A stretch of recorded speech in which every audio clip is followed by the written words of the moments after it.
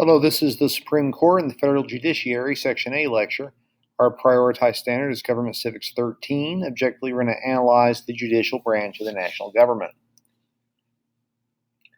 The Constitution established the Supreme Court of the United States and left to Congress the responsibility of creating the inferior courts, which are the federal courts beneath the Supreme Court. The Supreme Court is the highest court in the United States and is made up of a Chief Justice, which is currently John Roberts, and 8 associate justices.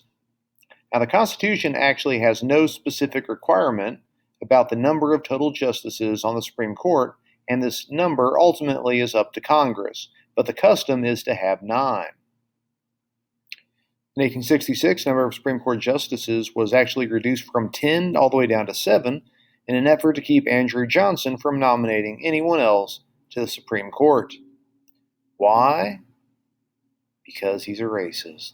The more you know. Na-na-na-na. All the justices on the Supreme Court serve life terms under good behavior.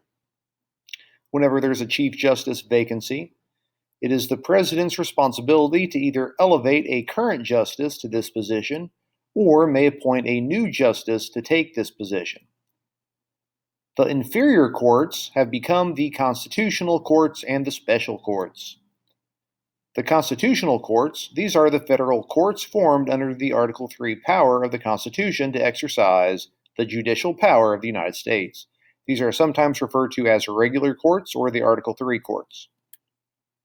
Now, the special courts, these are the federal courts created by Congress to hear cases dealing with some expressed power given to Congress in Article 1. These are sometimes referred to as the legislative courts. The constitutional courts hear most of the cases that are tried in federal court and have jurisdiction. The term jurisdiction means authority of a court to hear a case. So again, the federal courts have jurisdiction over most federal cases, with judges serving life terms under good behavior. Now, there are 4 types of constitutional courts. There's the U.S. District Courts, the U.S. Courts of Appeals, the U.S. Court of International Trade, and the U.S. Court of Appeals for the Federal Circuit. The U.S. District Courts, these are the federal trial courts for criminal and civil cases, which hear cases heard by a single judge, regularly using grand juries to indict defendants, and forming juries to decide cases. So when you think of a regular court case, you're probably thinking of this type of court. Now, there's a total of 94 district courts, with each state having at least 1 judicial district, with the 50 states divided into 89 different districts, and then there's 5 more districts for the U.S. territories. All right, so for instance, the great state of Tennessee, there's actually 3 different districts.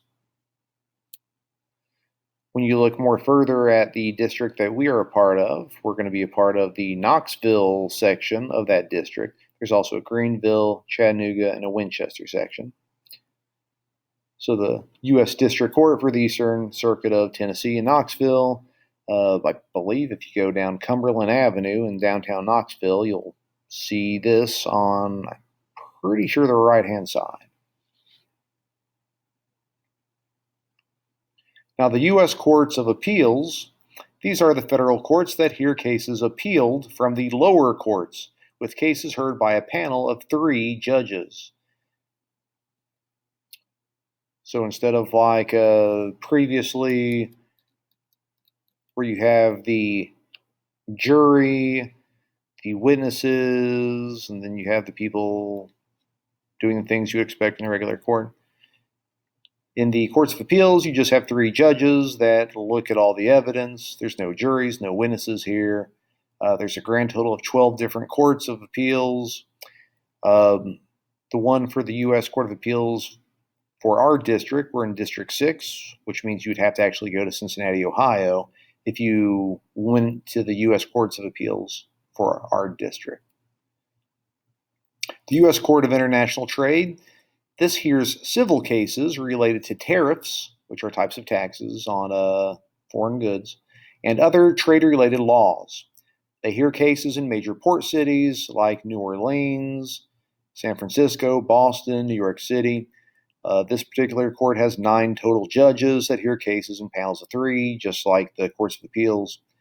And there's also the U.S. Court of Appeals for the Federal Circuit that hears appeals for certain types of civil cases. So things like trade disputes, something dealing with a patent, a trademark, or some type of copyright case. All of these are going to be heard in the U.S. Court of Appeals for the Federal Circuit. Again, this one has 12 judges, and they hear cases in panels of 3. So it's similar to the courts of appeals and also the Court of International Trade. Now, the special courts have very limited jurisdiction to hear only criminal or civil cases that were granted to it by Congress, with judges serving fixed terms. So there are no life terms if you're a special court judge. Depending on which court it is, it's between 4 to 15 years. The U.S. Court of Federal Claims is a special court that hears claims against the federal government. Generally speaking, the U.S. government cannot actually be sued by anyone in any court for any reason without its consent. But in the very few circumstances when you can sue the U.S. government, you actually have to go to this court for them to decide if you are actually allowed to sue the government or not. This particular court has 16 judges total. Each judge will serve a 15-year term. Now, there are several other types of special courts.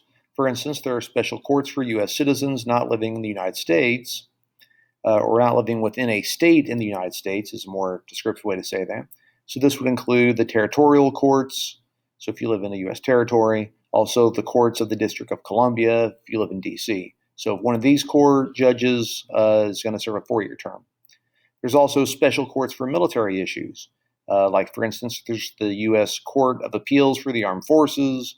They have 5 judges, 15-year terms.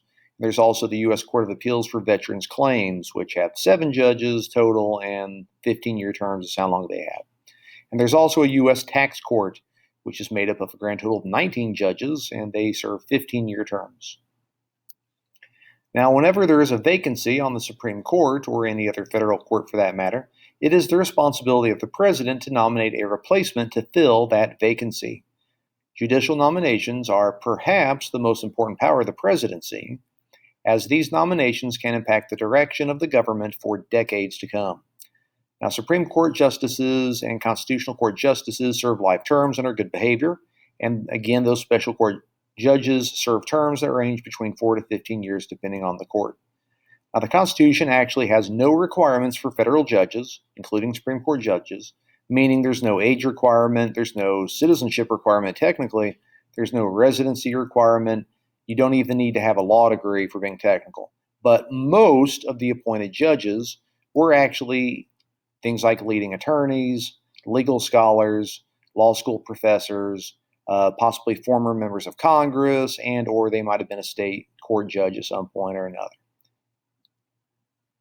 After the president makes a judicial nomination, the Senate Judiciary Committee, which is made up of 20 members, holds confirmation hearings where the nominee's record is scrutinized. In the case of Supreme Court justice nominations, these confirmation hearings are often nationally televised. If a majority of the members of the Senate Judiciary Committee vote to approve the judicial nomination, then the nomination goes to the full Senate for official confirmation. A judicial nomination is only officially confirmed, however, with a majority vote of all the senators, although most judicial nominees that make it out of the Senate Judiciary Committee, usually they get confirmed, but sometimes they are a little bit more controversial than others. All right, that concludes Supreme Court and the Federal Judiciary, Section A lecture. Our prototype standard again was Government Civics 19, and objectively now you can analyze the judicial branch of the national government.